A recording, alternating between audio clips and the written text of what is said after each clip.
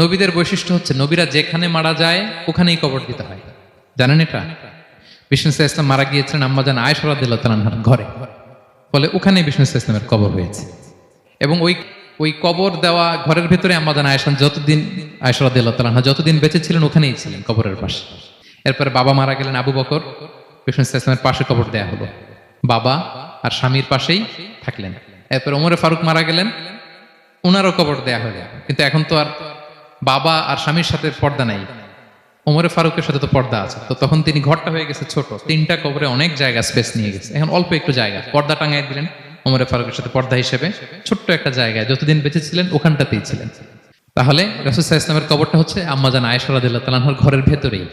আপনারা মসজিদে নববী যারা ভিজিট করেছেন তারা জানেন যে আপনারা যখন কিবলামুখী হয়ে নামাজ পড়েন, বাম দিকে বিষ্ণু ইসলামের কবর, সেখানে রাসূল সাল্লাল্লাহু আলাইহি ওয়াসাল্লামের পাশে আবু বকর এবং ওমরে ফারুক রাদিয়াল্লাহু তাআলা আনহুমা শুয়ে আছেন।